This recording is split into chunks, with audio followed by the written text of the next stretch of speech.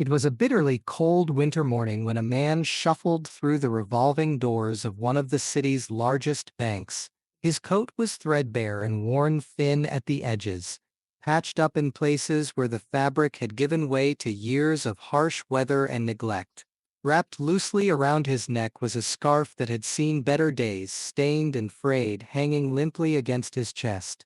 In his hand he carried a crumpled, weather-beaten bag, bulging slightly but clearly overused.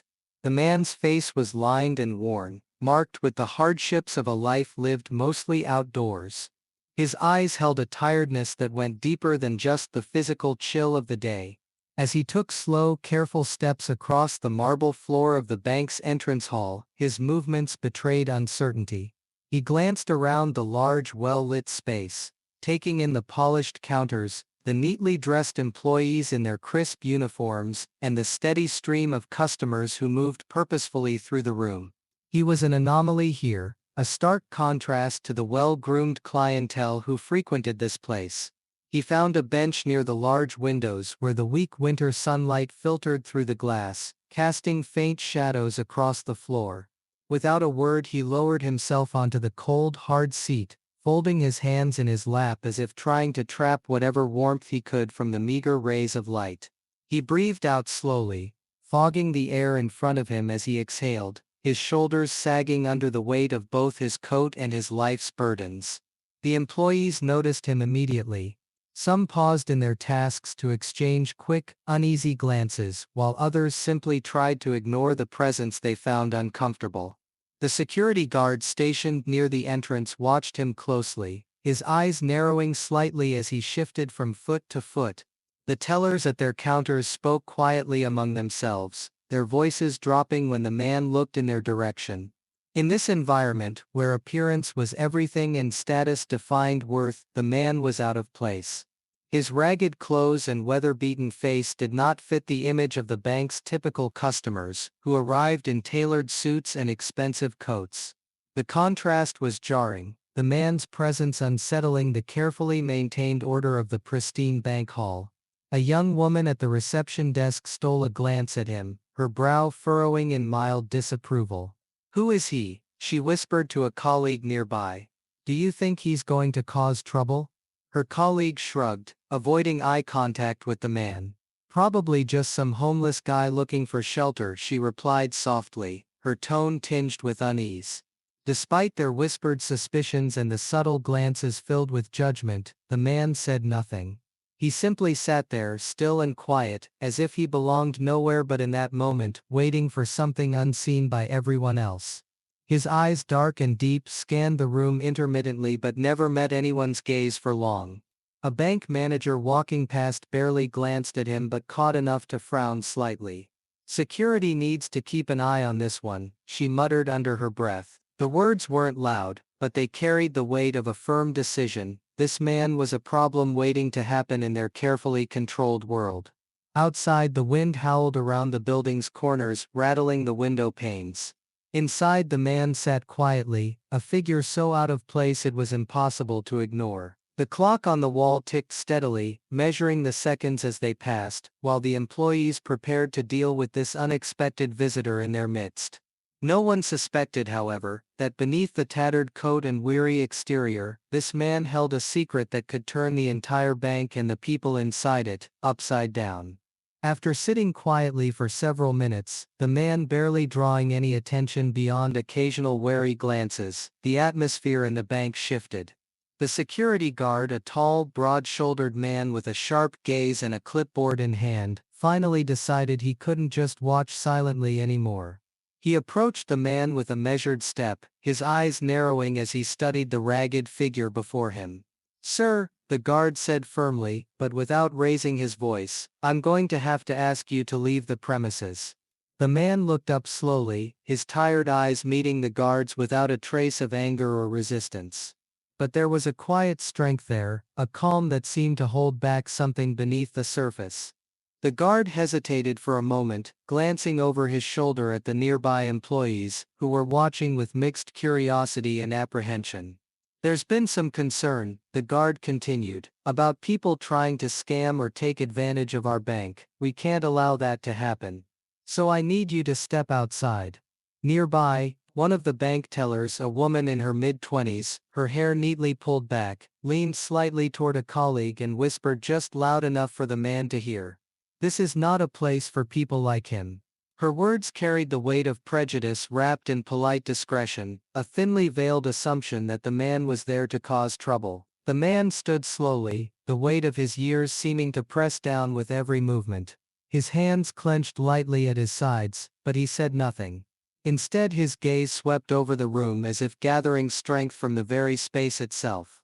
There was something different about him, something the employees could not see beneath the worn coat and tired eyes. He didn't move toward the exit right away. Instead, he paused, as if considering his next move carefully. The faint hum of the bank's fluorescent lights seemed to pulse around him. The chilly winter air creeping through the entrance doors made the moment feel even more fragile, a silent standoff between suspicion and dignity. Several customers nearby shifted uneasily, their whispered conversations carrying an undercurrent of judgment and discomfort. The man's presence was like a shadow disrupting the gleaming order of the bank, a reminder that appearances could be deceiving. But no one yet realized just how true that would prove to be. Minutes stretched, tension mounting, until the guard finally gestured toward the exit again. The man obeyed, but there was no rush in his steps. He moved deliberately, every motion calm and controlled, as if he knew this wasn't the end of his story here. Before he left, he cast one last, measured glance back at the employees, a glance that hinted at something unseen, a quiet challenge wrapped in years of experience and wisdom. It was a look that suggested he was far from ordinary, far from the easy assumptions they had made about him. And deep inside, the man felt it too, a certainty that his presence in this place was not by chance. Something larger was unfolding, and he was ready to see it through. Just as the security guard gently guided the man toward the exit, a sudden commotion erupted near the bank's entrance. The glass doors swung open abruptly, and a sharply dressed man in his early 40s dashed inside, his face pale and etched with worry. It was the branch manager, a figure usually composed and commanding, now clearly unsettled. "Stop! Wait!" he called out, his voice cutting through the low murmur of the bank's activity. The guard paused mid-step, surprised by the manager's urgency. The man in the worn coat stopped as well, turning slowly to watch the unfolding scene with quiet interest. The manager hurried toward the center of the lobby, glancing nervously around at the employees and customers. He pulled out his phone, holding it tightly in his hand, and explained breathlessly, "I just got a call from headquarters. There's going to be an inspection today, a surprise visit, and the inspector. Well, it's not just anyone. The owner himself will be here, personally checking how the branch operates." The word spread like wildfire. The tellers exchanged worried looks, and the receptionist's fingers trembled as she fumbled with her computer keyboard. Conversations halted abruptly. Employees who had been going about their daily routines suddenly felt the weight of scrutiny pressing down on them. This was not news to be taken lightly. The branch had faced numerous complaints in recent months, issues with slow service, misplaced documents, and allegations of rude treatment toward customers. Rumors had circulated about some staff cutting corners, bending the rules, or even showing favoritism. Now, with the owner coming in person, the cracks in their facade threatened to be exposed. Whispers of anxiety began to ripple through the staff. "Do you think they know about the complaints?" one teller asked quietly. "What if they find out about the incident last week with that angry customer?"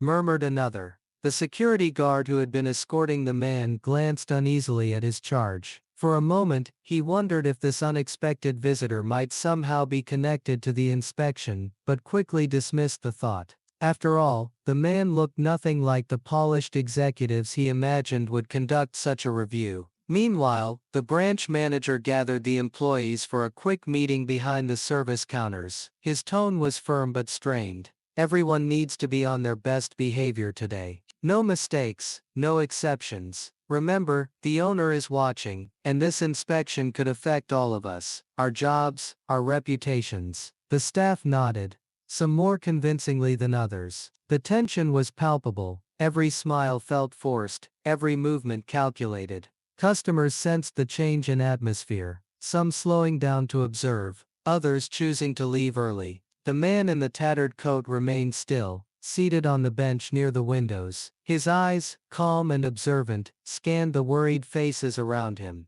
The silence he maintained contrasted sharply with the mounting panic. He seemed almost detached from the chaos, as if he knew something the others did not. Unbeknownst to the staff, the man was not merely an observer but the very person whose arrival had set off this ripple of panic. His quiet presence was the calm before the storm, a silent force ready to shake the foundations of the bank. As the minutes ticked by, the bank prepared for the visit that would change everything. A visit that would challenge assumptions, reveal hidden truths, and demand justice in a place where it had long been absent. While the bank managers and tellers gathered in a tight circle near the service desks, quietly whispering urgent plans and worries about the imminent inspection, the man in the worn coat remained seated by the window bench. His presence had stirred unease earlier, but now he seemed almost detached, a quiet shadow in the busy room. The hum of anxious conversations filled the air as employees tried to steady their nerves and prepare for the scrutiny that awaited them. Suddenly, the murmuring stopped. All eyes turned as the man rose from his seat with deliberate calm. His movements were slow but purposeful, carrying an air of quiet authority that belied his ragged appearance. Without haste he walked toward the center of the room where the bank staff were clustered, their faces still pale with tension.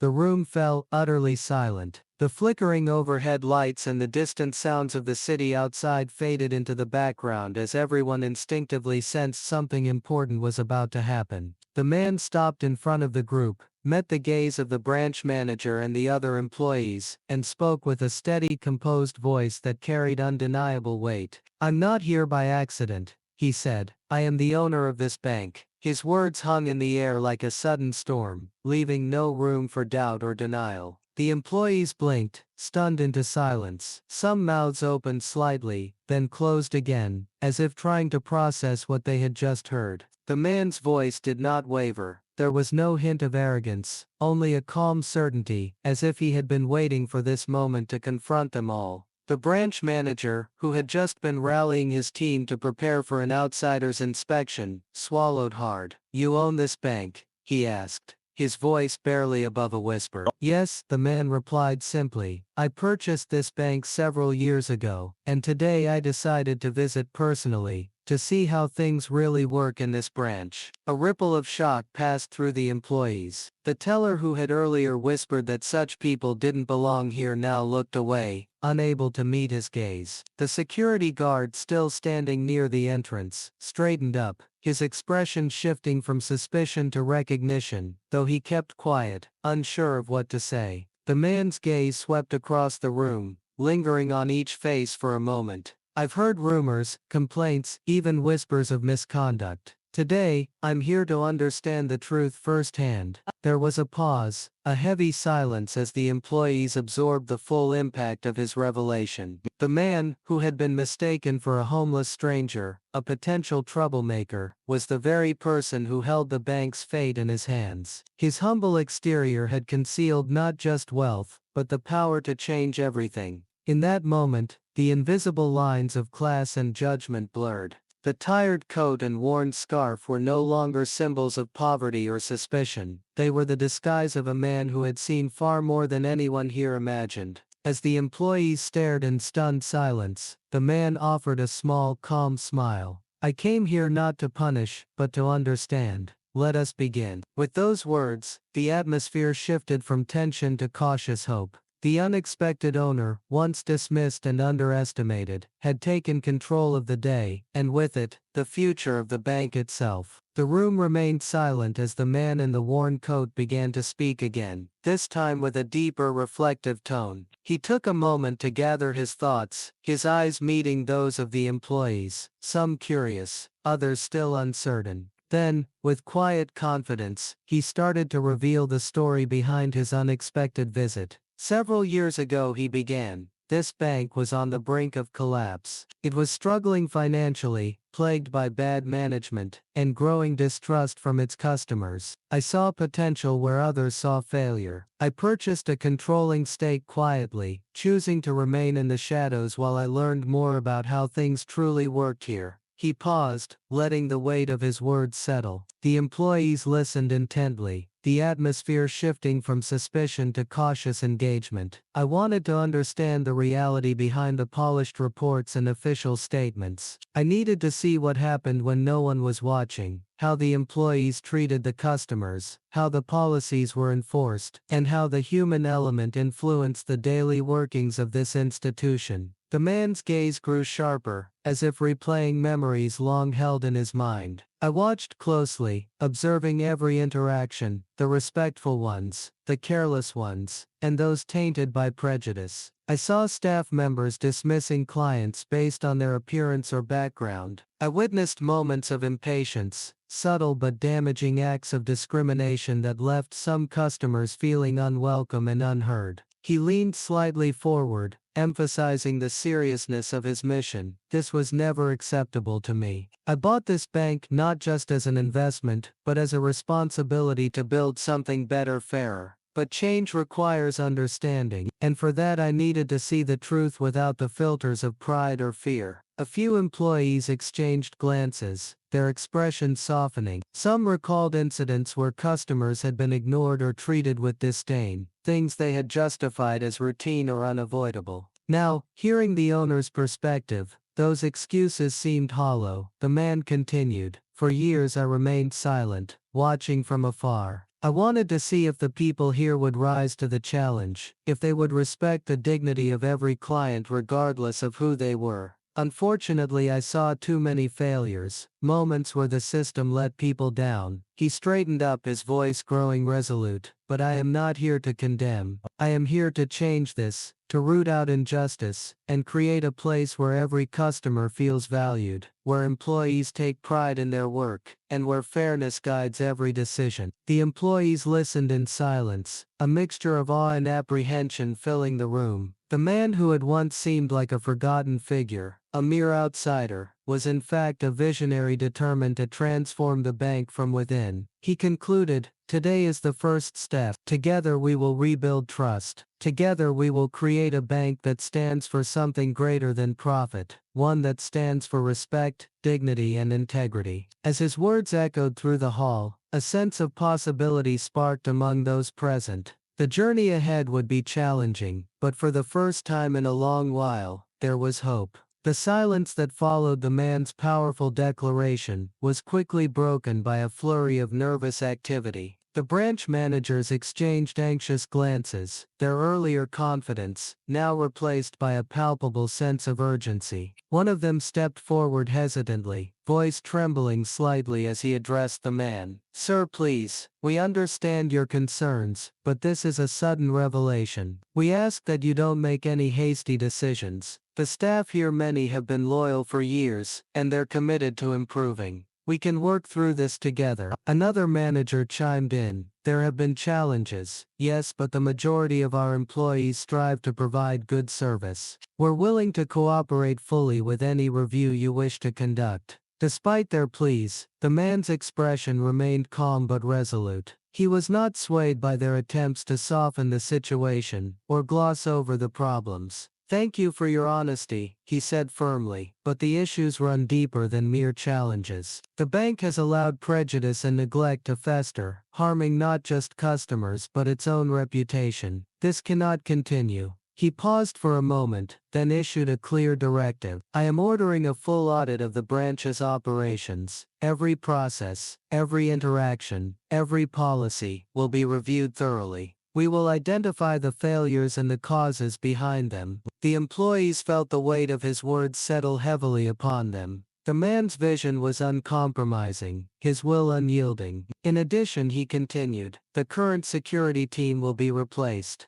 Security is not only about safety, but also about respect. Those who guard this bank must treat every individual with dignity, regardless of their appearance or status. He glanced around the room, locking eyes with several staff members. Furthermore, the entire personnel will undergo comprehensive training, not just on technical skills, but on empathy, respect, and equality. We will create a culture where every client is valued and treated fairly. Murmurs of surprise and cautious hope spread among the employees. This was no ordinary inspection or reprimand. It was a call for transformation, a revolution in how the bank operated from the ground up. The man's presence, once dismissed as that of a homeless stranger, was now recognized as the catalyst for change. His commitment to justice and fairness had sparked the beginning of a new era. As the day drew to a close, the employees began to comprehend the magnitude of what lay ahead. The bank would not be the same again. The old practices would be dismantled, prejudices challenged, and a new standard of integrity established. Outside, the city carried on unaware of the quiet revolution taking place within the walls of this humble branch. But inside, a seed of hope had been planted, one that promised a future where respect and fairness would reign supreme. And so, the day that had begun with suspicion and judgment, ended with determination and promise, marking the first chapter in the rebirth of the bank, and its commitment to every person who walked through its doors. As the evening sun dipped below the skyline, casting long shadows across the quiet streets, the atmosphere inside the bank had transformed completely. What began as a day marked by suspicion, discomfort, and hidden judgments, had turned into a moment of awakening and resolve. The employees, once wary and uncertain, now carried with them a new sense of purpose, a shared commitment to something greater than just numbers on a ledger. The man in the worn coat, who had walked in as a stranger and was mistaken for a vagrant, was now a figure of respect and authority.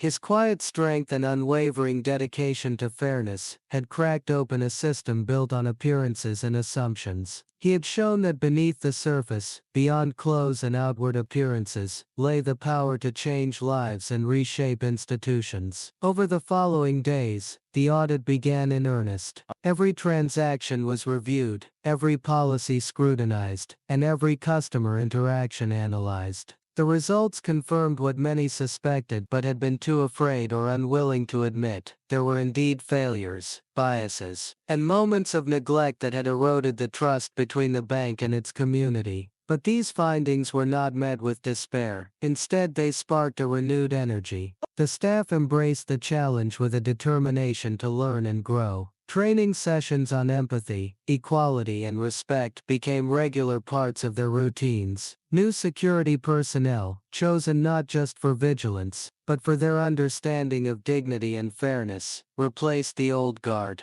Customers began to notice the difference too. The warmth and greetings, the patience and explanations, and the genuine efforts to serve everyone equally slowly rebuilt the broken bridges. Word spread, and soon the bank saw an increase in visitors, not just from old clients returning, but from new ones drawn by the promise of respect and fairness. For the man who owned the bank, this was only the beginning. His vision extended far beyond the walls of this single branch. He planned to expand these values across the entire institution, turning what was once a struggling bank into a beacon of integrity and hope in the community. Looking back on that cold winter day when he first entered the bank in his worn coat, he smiled quietly to himself. Sometimes to see the truth, one must step beyond appearances and dare to face uncomfortable realities. And sometimes, change begins with the courage to reveal who you really are. The story of this day, the day a homeless man was revealed as the bank's owner and catalyst for change, became a powerful reminder. True leadership is not about status or image, but about vision, empathy, and the willingness to fight for justice. And in the heart of the city, beneath the everyday bustle, a new chapter had begun, one where respect and fairness were no longer just ideals, but the foundation of a brighter future.